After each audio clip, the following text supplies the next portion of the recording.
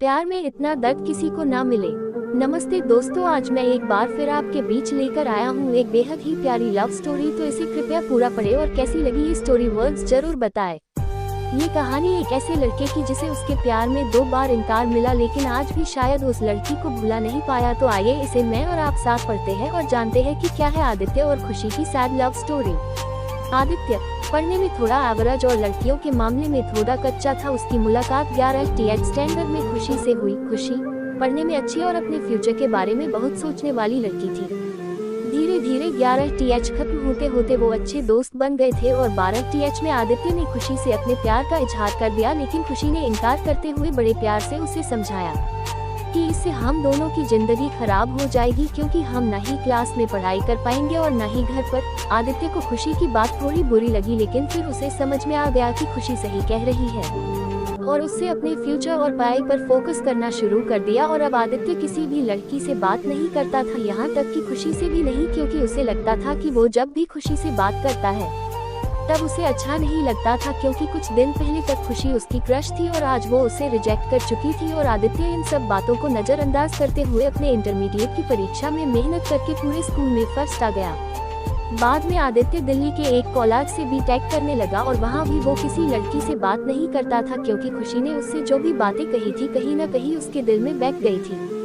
और जब भी उससे कोई लड़की बात करने आती वो मुंह मोड़ लेता। वो धीरे धीरे अपने पढ़ाई में और भी अच्छा होता गया और आखिरी में आते आते वो अपने कॉलेज में भी टॉप 10 की लिस्ट में आ गया और उसे कॉलेज से प्लेसमेंट भी मिल गई और वो जॉब करने फिर से मुंबई चला गया। मुंबई एक बहुत ही बड़ा शहर है, जहाँ एक मोहल्ले के लोग दूसरे मोहल्ले वाले को नहीं जानते हैं। वही जब आदित्य ऑफिस गया तो उसे वहाँ खुशी दिखी, लेकिन अब खुशी के लिए उसके दिल में कोई जगह नहीं थी और इसीलिए वो हर बार खुशी से छिपता रहता।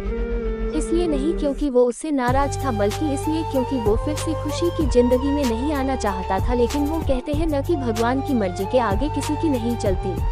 एक दिन ऑफिस के कैंटीन में खुशी ने आदित्य को देख लिया और उसके पास जाकर उससे बातें करने लगी। आदित्य के पास भी खुशी से बात करने के अलावा और कोई विकल्प नहीं था।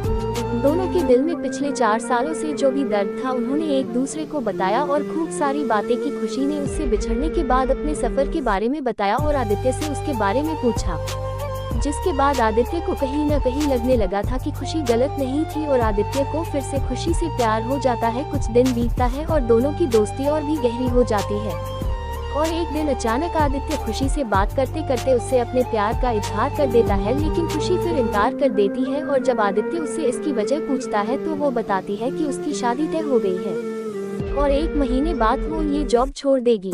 जब ये बात आदित्य को पता चली तो वो एक बार फिर टूट गया, जिसके बाद वो अपने आप को संभाल नहीं पाया और एक चिट्ठी खुशी के लिए छोड़कर चला गया। और खुशी उस खत को पढ़ती है जिसमें लिखा था, मैं तुमसे बहुत प्यार करता हूँ, लेकिन शायद तुम मेरी जिंदगी में नहीं हो, इसीलिए तो मैंने तुम्हें 2 बार खोया है। कोई भी इंसान इतना बदनसीब कैसे हो सकता है कि अपने प्यार को 2 बार खोए। मैं नहीं जानता कि मैं तुमसे दूर रह के जी पाऊंगा कि नहीं, लेकिन अगर तुम्हें किसी और से शादी करते देख लूंगा तो पक्का जी नहीं पाऊंगा। इसलिए मैं तुम्हें और इस शहर दोनों को छोड़ के जा रहा हूँ। शायद तुम मुझे भूल जाओ, लेकिन दूसरी बार मिलने के बाद मैं तुम्हें कभी नहीं भूल पाऊंगा। मैं भगवान से प्रार्थना करूंगा कि वो तुम्हें और तुम्हारे होने वाले पति को हमेशा खुश रखे।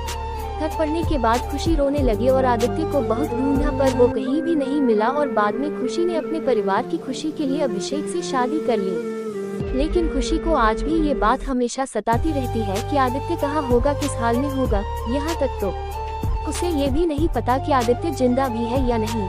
एक तरफ खुशी अंदर ही अंदर घुटती रहती है, लेकिन दूसरी तरफ वो एक परफेक्ट बहू, परफेक्ट पत्नी और परफेक्ट माँ भी है, जिसे उसके परिवार वाले हमेशा प्यार करते हैं और हमेशा प्यार करते रहेंगे। हमें ये तो नहीं पता कि खुशी ने 12 टीएच स्टैंडर्ड में या जॉब टाइम पर आदित्य को ठुकरा के गलत किया या सही, लेकिन आदित्य ने ये साबित कर दिया कि वो खुशी से सच्चा प्यार करता था और इस बात का एहसास शायद अब खुशी को भी हो चुका था और इसीलिए शायद आज तक खुशी अपने आप को माफ नहीं कर पाई है।